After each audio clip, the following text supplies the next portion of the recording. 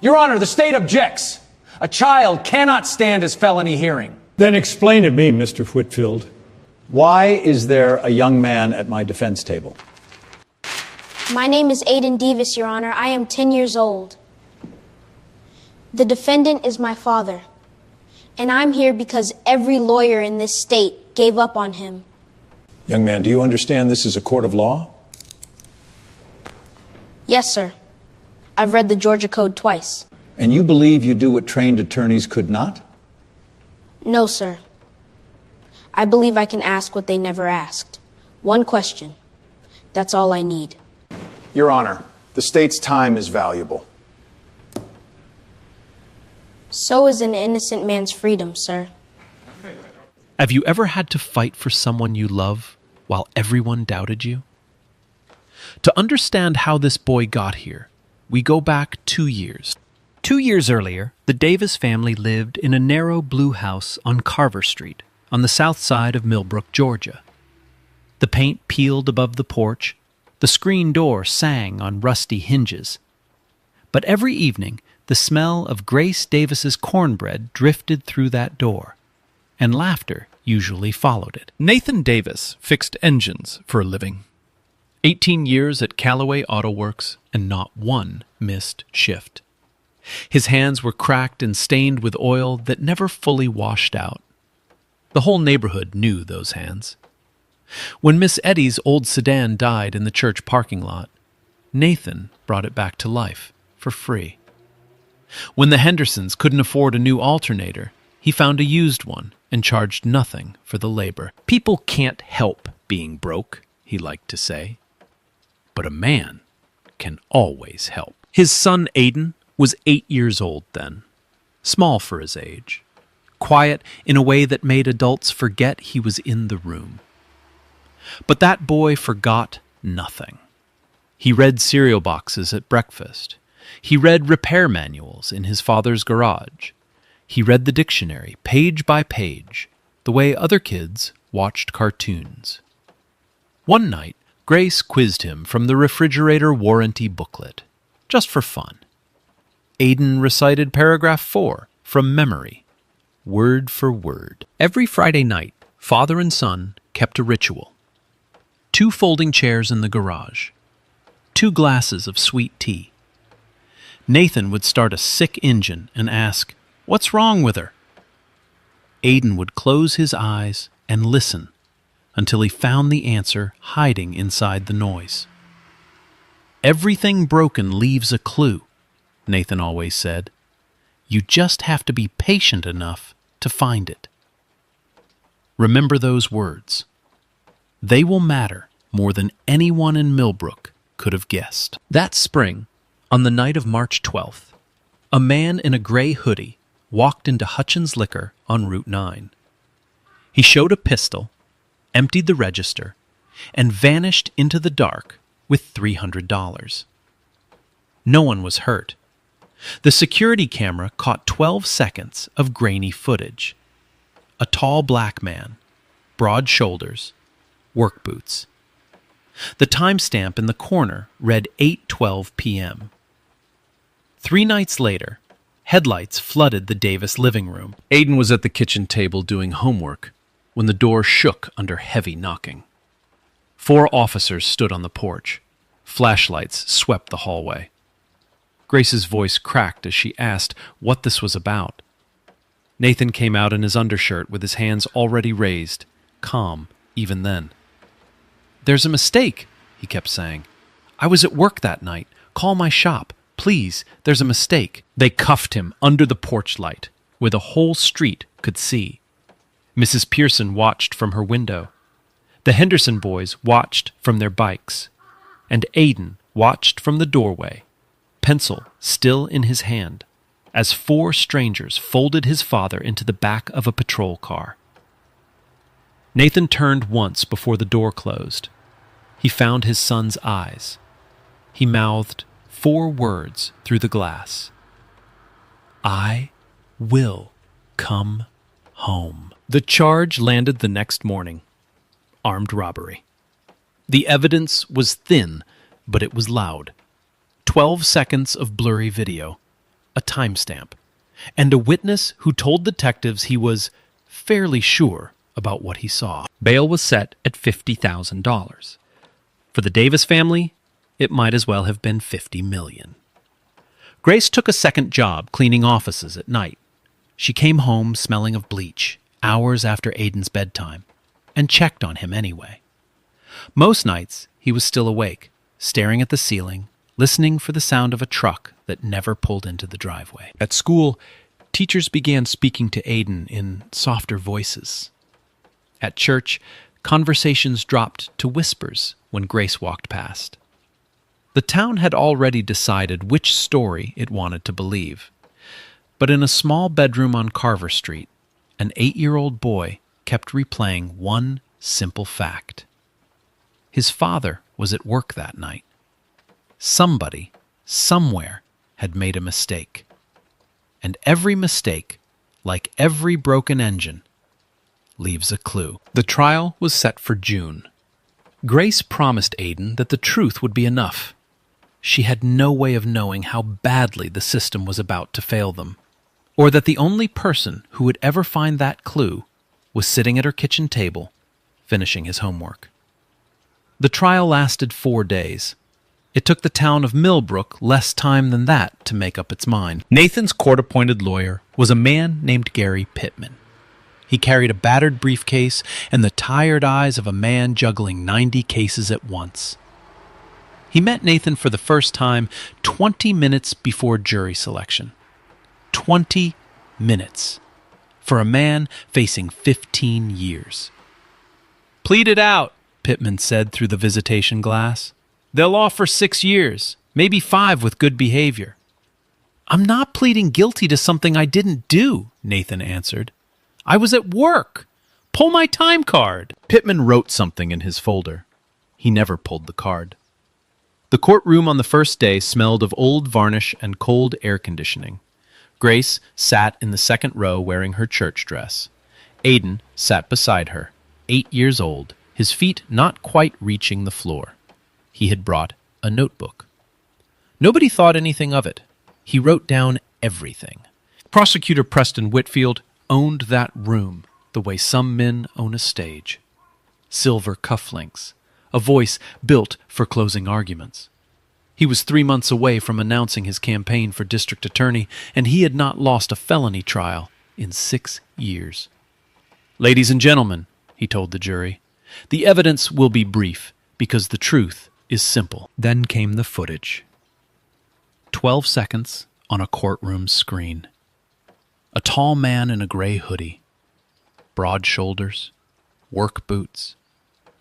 The same build as Nathan Davis, the same walk, Whitfield said, playing the video again in slow motion. And in the corner, glowing white, the timestamp, 8:12 p.m. Nathan's shift at Callaway Auto Works started at 9 that night.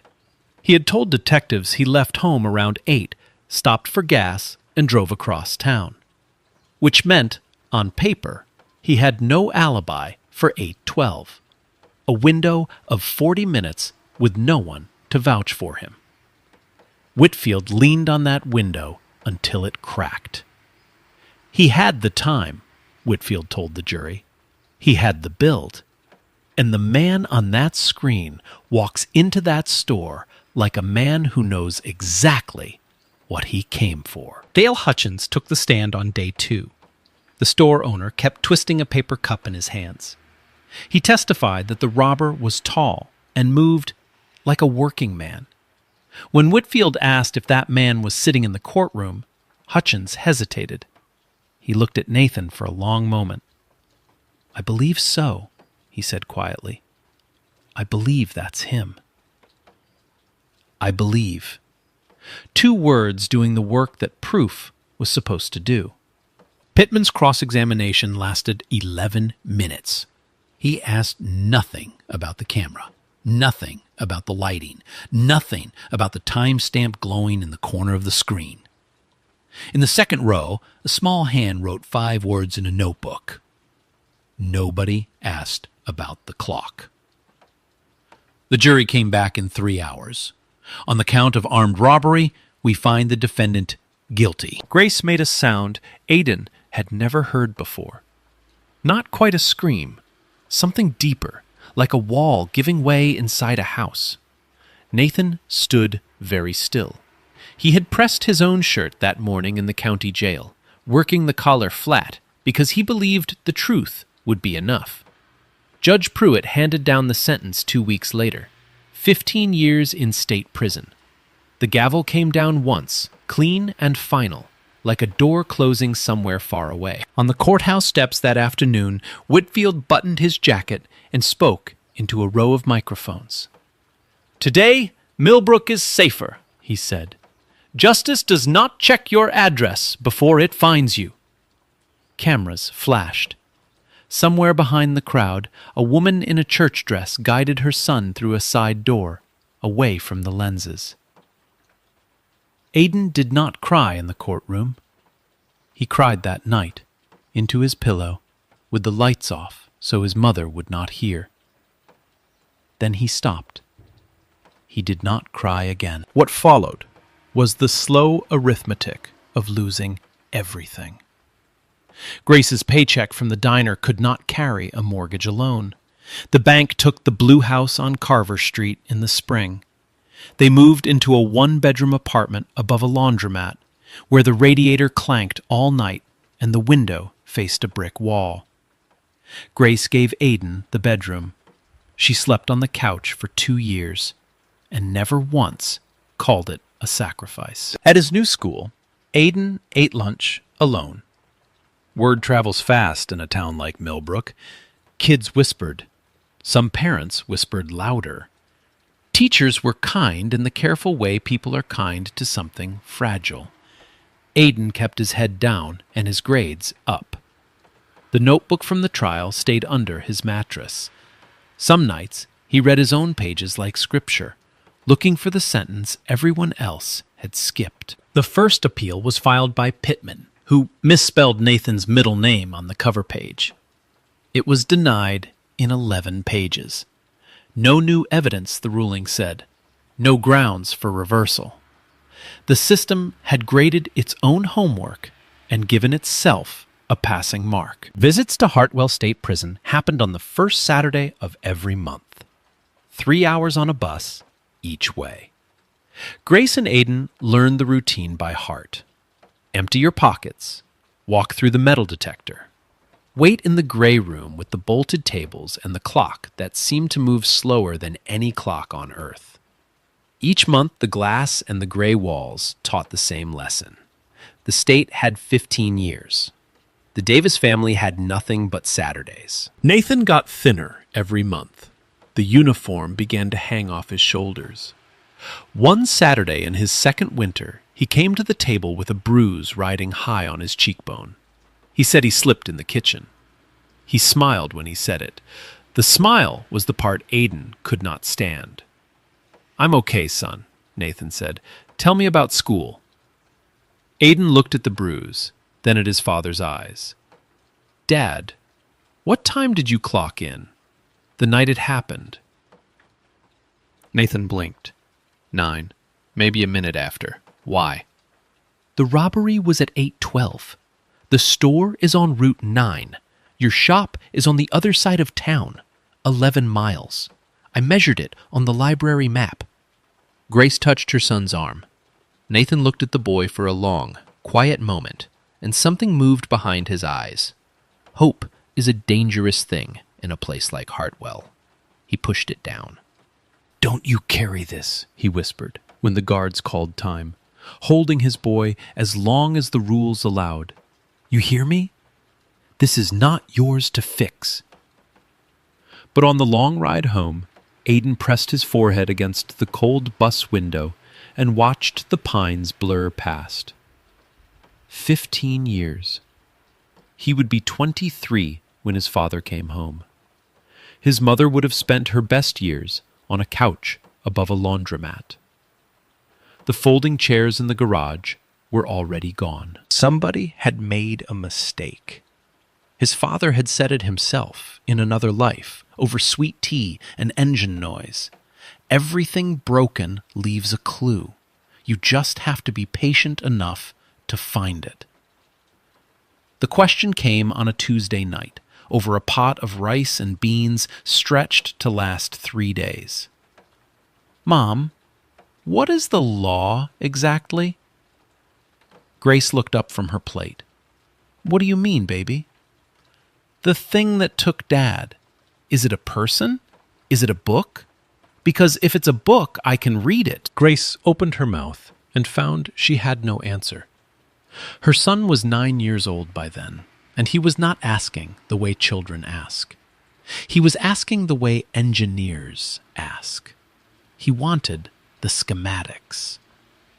The next afternoon, Aidan walked into the Millbrook Public Library and asked where they kept the books about the law. Mrs. Lawton, who had run the front desk for 30 years, pointed him toward the paperback novels about lawyers. "No, ma'am," Aidan said politely. "The real ones." She studied him over her glasses. Then she walked him past the fiction, past the encyclopedias, to a dim corner where the Georgia Code sat in heavy green volumes nobody had touched in years. He came back the next day, and the day after that, and every day the doors were open. The words fought him at first. Habeas corpus, evidentiary, jurisdiction, post-conviction relief. He kept a list of every word he did not know and attacked the dictionary at night, the same way he had once attacked the refrigerator warranty. He filled one notebook, then a second, then a third. Mrs. Lawton began saving the corner table for him. When another librarian objected that legal volumes could not go out on a child's card, Mrs. Lawton issued him an adult card on the spot and dared the world to say one word about it. Months passed. The boy grew taller. The stack of notebooks grew faster. He learned that a guilty verdict was not always the end of a road. He learned the phrase that would become his ladder: extraordinary motion for new trial, based on newly discovered evidence. He learned that before you can fight a case, you have to hold it in your hands. So he wrote a letter to the clerk of court, requesting copies of his father's file under the Open Records Act. He rewrote that letter 11 times until it sounded like an adult. The copying fees came to $32. He earned every cent, raking leaves and hauling bottles to the recycling center. The envelope arrived 2 months later, thick as a phone book, 200 pages, police reports, witness statements, the full trial transcript. He read it the way his father listened to engines. Slowly, patiently, over and over, waiting for the wrong note. He read Whitfield's closing argument so many times he could recite it. He drew maps of Route 9. He taped timelines to his bedroom wall on butcher paper. Some nights, Grace found him asleep at his desk, cheek resting on a page of testimony, and carried him to bed without waking him. On the next prison Saturday, Aidan said nothing about any of it. He had decided his father would not hear a word until there was something real to hold. Grace worried at first. She asked his teacher if it was healthy, a boy spending every free hour with law books. The teacher said most kids hide from grief in games or silence. Her son had simply chosen a heavier shield. Grace let him be. She started packing him a sandwich for the corner table. Eleanor Brooks had been watching him for months before she ever said a word. She was 71 years old, retired after 4 decades of practicing law, and she came to the library every morning for the crossword and the quiet. But the quiet kept being interrupted by the same small boy, hauling the Georgia Code to his corner table like a man carrying firewood. One afternoon, curiosity won. She sat down across from him. "That's an odd choice of reading, young man." "It's not reading, ma'am. It's studying." "And what are we studying?" how to reopen a case. Eleanor smiled the way adults smile at children playing office. Whose case? My father's. The smile faded. Something in the boy's voice did not belong to a child. She decided to test him, gently, the way you tap a wall to find the stud. All right, tell me the standard for newly discovered evidence in this state. Aidan closed his book and counted on his fingers. The evidence must be found after the trial. It must not have been missed through lack of diligence. It must be material. It must not be merely cumulative. It must be likely to produce a different verdict. He went through every requirement, one by one, in plain words. Eleanor put down her pencil. The crossword sat unfinished for the first time in years. She asked harder questions. He answered most of them. Where he failed like a first-year law student, not like a 9-year-old. When she asked who had taught him, he shrugged. The green books, ma'am, and the dictionary. She looked at him for a long moment. 40 years in courtrooms had taught her what talent looked like. It had also taught her how often talent gets buried by zip codes and skin and circumstance. Bring me the file, she said at last. I will look at it once. Once, you understand me. I am retired. Yes, ma'am. He brought everything the next morning. The transcript, the maps, the timelines, 3 notebooks written in careful pencil. Eleanor opened the folder, intending to skim. She read until the library closed around her. That night she sat at her kitchen table until 2 a.m, tea going cold beside the transcript. 11 minutes of cross-examination. Not one question about the camera. A man doing 15 years on 12 seconds of blurry video and 2 words from a nervous witness. I believe. She called Grace Davis the next day. Mrs. Davis, my name is Eleanor Brooks. I am an attorney, and I would like to help your family. No, there is no fee. Please don't insult me by asking twice. But that Sunday, at her kitchen table, Eleanor laid out the hard truth for both of them. The law has a cruel rule, she said. It does not care that the defense was lazy. It does not care that the case was thin. To reopen this, we need something new, something the jury never saw. Without that, we have nothing. Something new.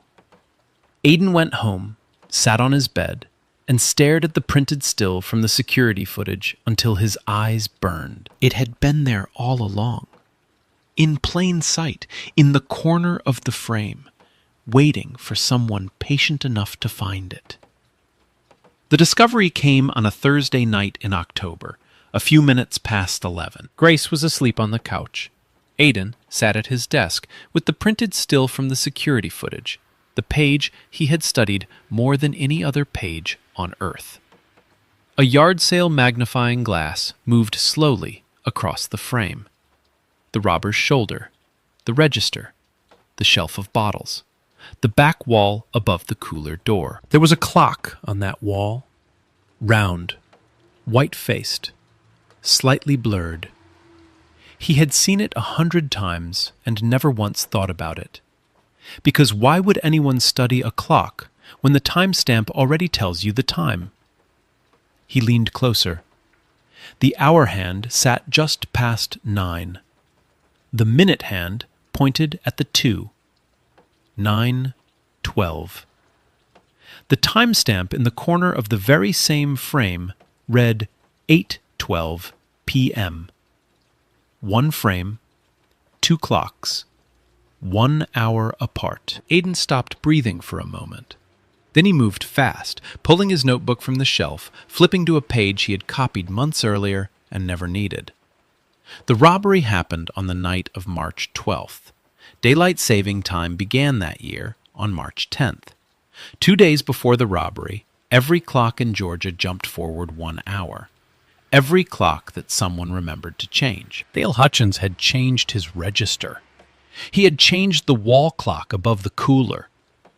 But the store's old camera system never got touched.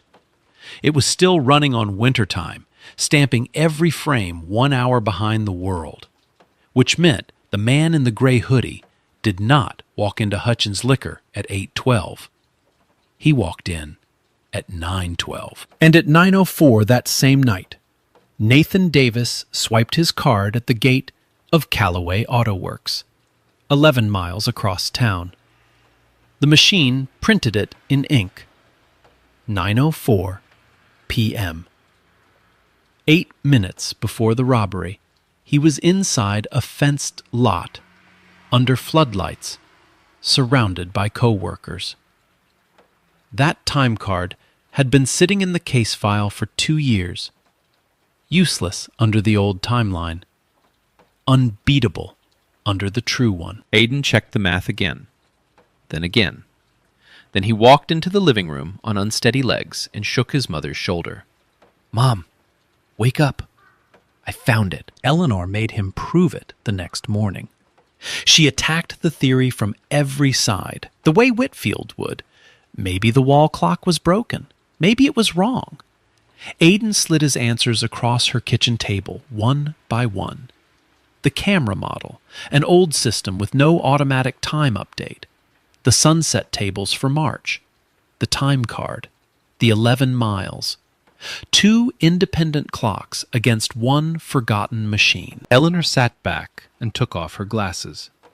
Her hands, steady through 40 years of verdicts, were not entirely steady now. 40 years, she said quietly. 40 years.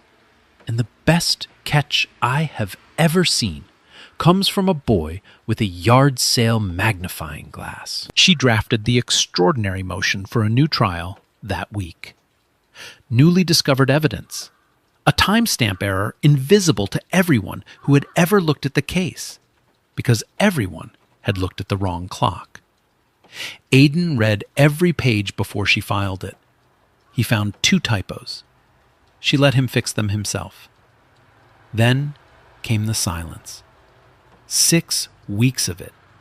Every afternoon, Aiden checked the mailbox before he checked anything else in his life. The envelope from the Superior Court arrived on a cold Tuesday. Grace could not bear to open it, so Aiden did. Motion granted. Evidentiary hearing scheduled. The Honorable Harlan Cole presiding. A hearing is a door cracked open, Eleanor warned him that night. Nothing more.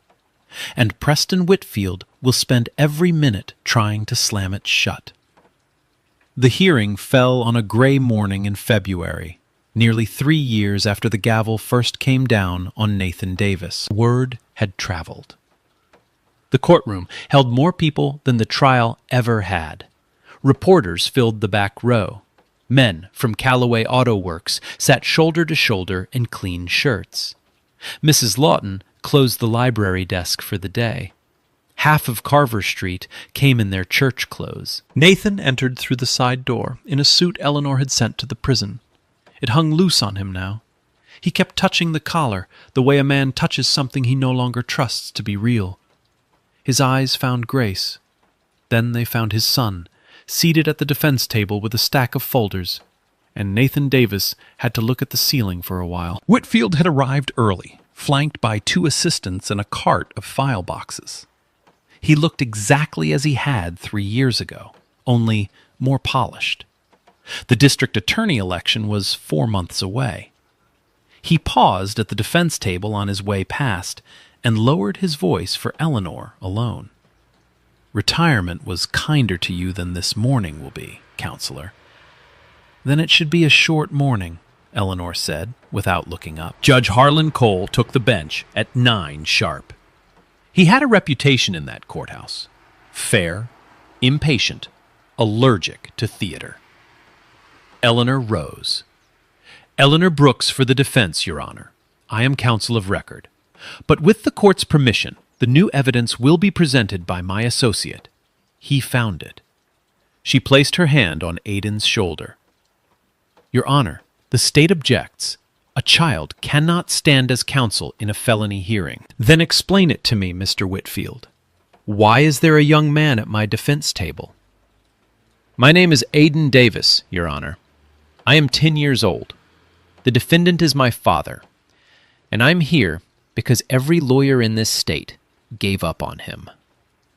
The room stirred. Cole removed his glasses and looked at the boy for a long moment. Ms. Brooks, is this a performance? No, Your Honor. It is the opposite of one. The court has discretion over who may address it in an evidentiary hearing. Mr. Davis will speak under my direct supervision. No one alive knows this evidence better. I would only be reading his notes aloud. Your Honor, the state's time is valuable. So is an innocent man's freedom, sir. The words were out of Aiden's mouth before he could weigh them. Somewhere behind him, a pew creaked. Whitfield's jaw tightened. Judge Cole tapped his pen twice against the bench, and something that was almost a smile passed behind his eyes and was gone. I will allow it, Cole said, under supervision, within limits. Young man, this courtroom runs on rules. Break one, and you sit down. Are we clear? Yes, sir. The clerk brought a wooden step, so the lectern would not swallow him. Aiden climbed it, opened his folder, and began. His voice cracked on the very first sentence. A reporter in the back row chuckled, and the sound landed on the boy like cold water. Aiden stopped. He found his father's eyes across the room. Nathan nodded once, slow and steady, the same nod he used to give over a stubborn engine. Take your time. Listen for the wrong note. Aiden started again, and this time his voice held. Your Honor, the defense submits Exhibit A still frame from the state's own security footage, the same 12 seconds that convicted my father. We are not asking the court to look at anything new. We are asking the court to look at the corner everyone skipped. He walked them through it, plain and unhurried. The timestamp reading 8:12 p.m. The round wall clock above the cooler door, hands frozen at 9:12. Daylight saving time, beginning 2 days before the robbery. The camera system, an old model with no automatic update, confirmed by the manufacturer's own manual, submitted as Exhibit B. 2 clocks in one frame, Your Honor. They cannot both be right. Whitfield was on his feet before the echo faded. Objection. Pure speculation. Counsel is asking this court to overturn a jury verdict based on a smudge. That clock is a blur in a blurry video. It could read 9. It could read anything. Was the wall clock even accurate? Was it running at all? There is no foundation. He turned, buttoned his jacket, and addressed the bench with the calm of a man who had won this room 100 times. The defense has built a castle on a photograph, Your Honor. The state convicted Nathan Davis on evidence. 12 seconds of him in that store, at that register. A child's homework project does not outweigh a jury. Mr. Whitfield raises a fair point, Cole said. The clock alone is a question, not an answer. Who can speak to that camera system? Who maintained it? Who set its time? The owner, Your Honor, Aiden said. Mr. Dale Hutchins. He is on our witness list. Cole checked the list, then the clock on his own wall, and made his decision. We will hear from Mr. Hutchins after the recess. 30 minutes. The gavel came down. The room exhaled all at once. Eleanor leaned toward Aiden and spoke under the noise. The door is open. Now comes the part where they try to slam it. 30 minutes. In a courthouse, that is a lifetime. The hallway outside Courtroom 4 filled with low voices and squeaking shoes. Grace found a bench by the window and held her son's hand the way she had held it at the funeral of her own mother, tight enough to anchor them both. Aidan did not talk. He watched everything. He watched the deputies lead his father toward the holding room, wrists chained to a belly belt, paper slippers under the borrowed suit. Nathan slowed as he passed. The deputies allowed it. 2 seconds, maybe 3. Father and son looked at each other through the moving crowd. Nathan tipped his chin up. Stand tall. Aidan tipped his chin up back. The deputies moved on, and the chain made a small, terrible music down the corridor. He watched Dale Hutchins, too. The store owner sat alone at the far end of the hall, turning a foam coffee cup in his hands, the same way he had turned that paper cup on the witness stand 3 years ago. He had aged badly. He kept his eyes on the floor tiles. Twice he stood up as if to leave, and twice he sat back down. And then Aidan watched something that made his stomach drop. One of Whitfield's assistants, the tall one with the red folder, walked the length of the hall and settled into the seat beside Hutchins. The conversation lasted 4 minutes. The assistant did all the talking. Hutchins kept shaking his head, smaller and smaller each time, like a man being talked out of something he never said out loud. When the assistant left, Hutchins looked gray. Eleanor. Aidan tugged her sleeve and told her what he had seen. Eleanor's face did not change. That frightened him more than anything. She guided him into the small attorney's room off the hallway and shut the door against the noise. "Listen to me now," she said. "Everything we have runs through that scared man with the coffee cup. The clock means nothing unless Hutchins says, under oath, that he never changed the camera's time. If he gets up there and swears he reset it or says he can't remember, the photograph becomes a smudge again. The motion dies. And the law will never let us open this door twice." "He told the police the system was old," Aidan said. "It's in the report." "He said a lot of things. Fear edits memory, son. And that man has had 3 years and 1 hallway conversation to get afraid."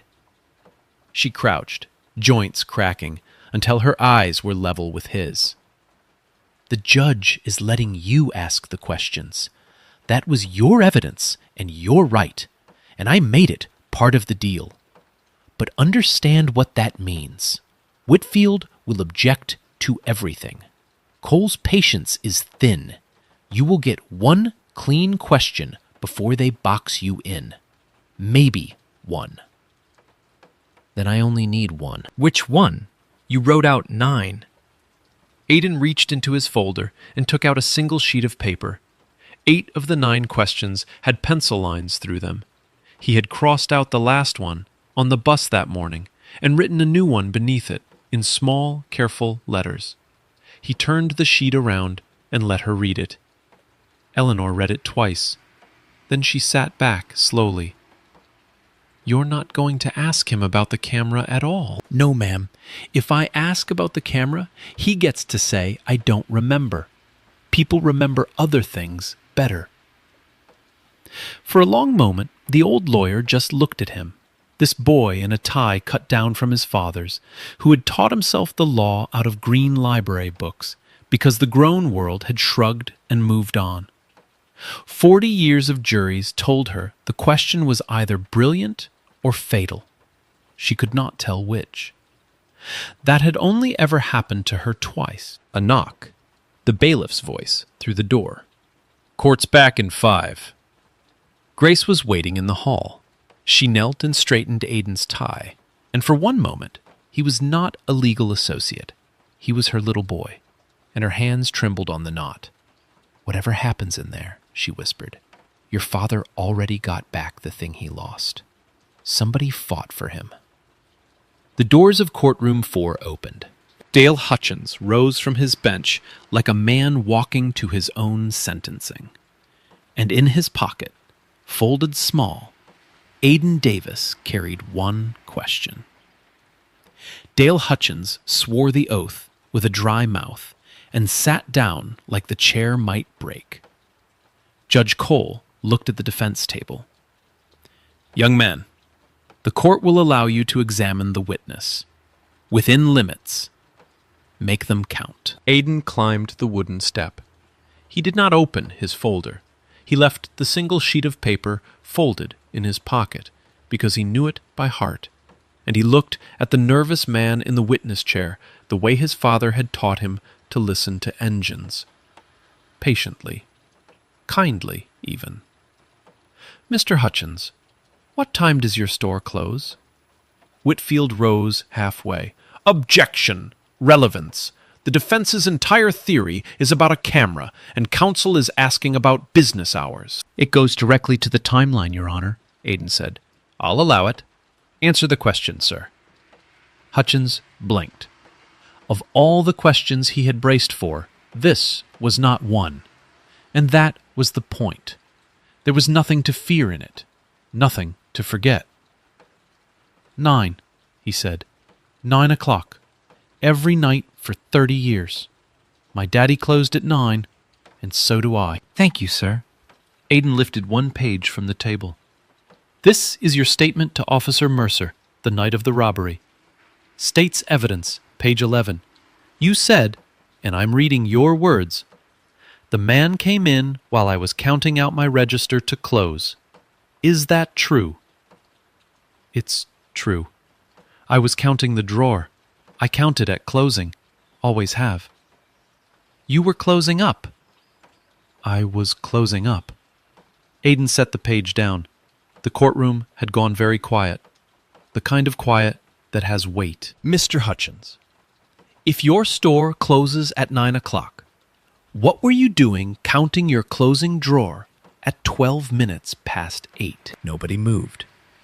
Somewhere in the gallery, a chair creaked and stopped, ashamed of itself. Hutchins opened his mouth and closed it again. His eyes went to the prosecution table and found no help there, because there was no help to give. Then his face changed. The fear drained out of it, and underneath the fear was something that had been buried for 3 years. Plain confusion. Plain truth. "It wasn't 8, he said slowly. "It couldn't have been 8. I was closing. I remember the drawer in my hands. I remember looking at my clock when he walked in, because I thought, 10 more minutes, and I'd have been gone."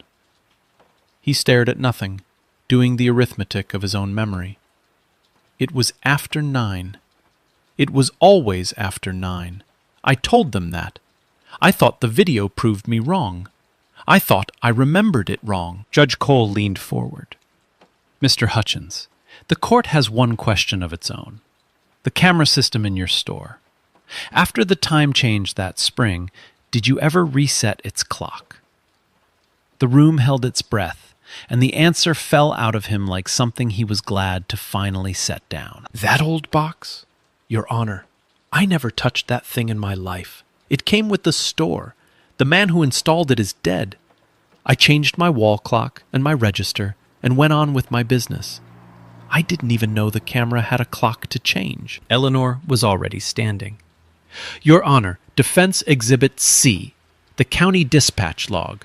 Mr. Hutchins's emergency call was received at 9:16 p.m., 4 minutes after the robbery, if the robbery happened at 9:12. 1 hour and 4 minutes after it, if you believe the timestamp. Exhibit D, Nathan Davis's time card, stamped at the gate of Callaway Auto Works at 9:04 p.m., 11 miles away. And Exhibit E, the sworn affidavit of his shift foreman, confirming he was on the floor with his crew from 9:04 until midnight." She let it land, then finished quietly. "Every clock in this case agrees, Your Honor. The wall clock, the dispatch log, the time card, the witness's own memory. Every clock except one, and that one was never set." At the defense table, Nathan Davis sat with his fists pressed together under his chin, shaking, while 3 years of a stolen life were handed back to him, one exhibit at a time. Whitfield fought. He demanded the dispatch log's chain of custody. Eleanor had it. He suggested the foreman was a friend covering for a friend. The foreman was in the gallery, sitting next to a row of Callaway men, all of them on the record. He argued a man could leave a fenced lot unseen, drive 11 miles, rob a store in work boots, and drive back. He heard the sentence as it left his mouth, heard the gallery hear it, and stopped. For the first time in 6 years, Preston Whitfield stood in a courtroom with nothing to say. No further questions, he managed, and sat down. Aidan gathered his page and stepped off the wooden step. He looked very small, walking back to the defense table, and the silence he walked through was enormous. Judge Cole studied the still frame for a long moment. 2 clocks, 1 frame. "The court will take a brief recess," he said, "and return with its ruling." The recess lasted 40 minutes. Nobody left the courtroom. Nobody risked losing a seat. When Judge Cole returned, he sat in silence for a moment, looking at the papers before him as if weighing more than paper. Then he began to read, and his voice carried to the last row. "This court finds that the conviction of Nathan Davis rests on a single piece of evidence, a video timestamp, now shown to be in error by 1 full hour. The corrected timeline is corroborated by the dispatch log, by the witness's original statement, by his testimony today, and by the defendant's own employment records, which placed him 11 miles from the scene 8 minutes before the crime." He set down one page and took up another. The room did not breathe. "The verdict cannot stand. The conviction is vacated. The state is directed to show cause within 30 days, why this matter should not be dismissed entirely." He looked up. "Mr. Davis, this court orders your immediate release, and this court offers you something it owes you, which is an apology." The gavel came down, and the room came up. All of it. All at once. A deputy crossed to Nathan Davis and unlocked the cuffs, and the sound they made coming off was small and dry. Nothing like the music they deserved. Nathan stood there rubbing his wrists, a free man in a borrowed suit, looking like he had forgotten how to move without permission. Then his son hit him at a dead run. Nathan went down on one knee and caught him, and the two of them stayed like that in the middle of the courtroom floor, the boy's face buried in his father's collar, the father's hand spread across the back of the boy's head, the way he used to hold him as a baby. Grace reached them a second later, and the three of them folded into one shape. The gallery stood. The Callaway men stood first, then the church pews, then everyone. And the sound was not cheering exactly. It was lower than that, and better.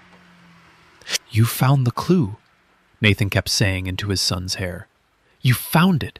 You found it." "You told me where to look," Aidan said. When the room finally quieted, Judge Harlan Cole did something the bailiffs had never seen in his courtroom. He came down off the bench. He crossed the floor and stood in front of a boy whose head did not reach his shoulder, and offered his hand. "Yesterday morning I asked your attorney whether you were a performance," Cole said. "I came close to refusing you this room. That would have been the worst mistake of my career, son. This court has been doing its job for 30 years. Today, you reminded it what the job is." Aidan shook his hand. "Thank you for letting me ask my question, sir."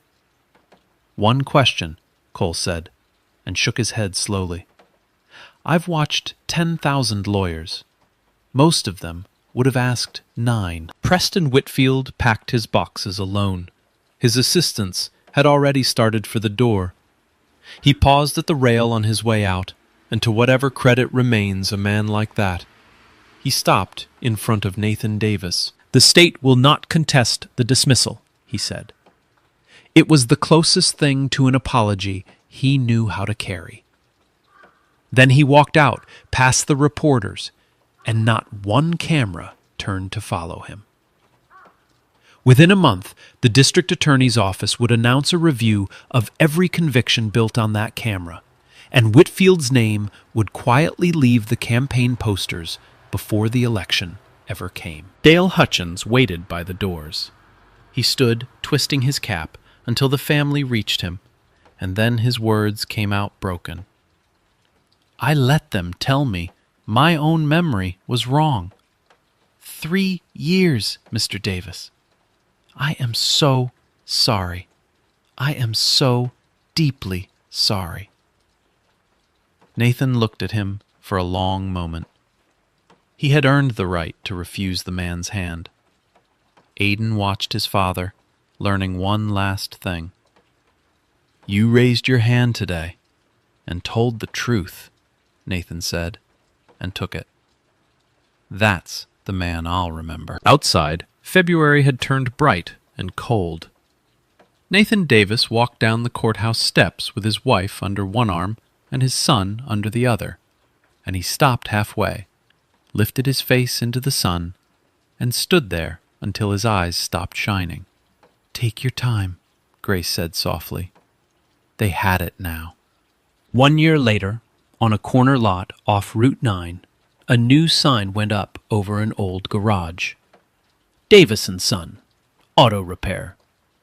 Nathan hung it himself, and when the bolts were tight, he stood back and looked at the second word longer than the first.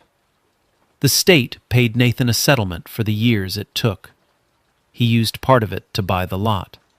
He fixed Miss Etty's sedan the first week, free of charge, because some things in a man do not change, no matter what is done to him. Grace sleeps in a bedroom now. The couch is just a couch. Aidan went back to being a kid, mostly. He plays ball badly. He still reads too late under the covers. But on the first Saturday of every month, he rides his bike to the public library, where an old lawyer holds a corner table and teaches him what the green books cannot. Eleanor Brooks framed exactly one thing from her 40 years of practice and hung it in her kitchen. A sheet of paper with 9 questions on it. 8 crossed out in pencil. The law schools will wait for him. They already know his name. The boy who beat a 15-year sentence with a wall clock, a time card, and one question nobody thought to ask. His father said it best, back when it was just engine noise and sweet tea. Everything broken leaves a clue. You just have to be patient enough to find it. So here's my question for you. If you had been sitting in that courtroom when a 10-year-old stood up at the defense table, would you have listened? Or would you have laughed with the room? Be honest in the comments. And if this story moved you, share it with someone who needs it. And subscribe, because there are more stories like this one waiting to be told. I told this story because the world nearly buried a man, and the only person stubborn enough to keep digging was 10 years old. Talent doesn't check your age, your zip code, or your skin. It just waits to be seen. Somebody out there is waiting too. Look closer.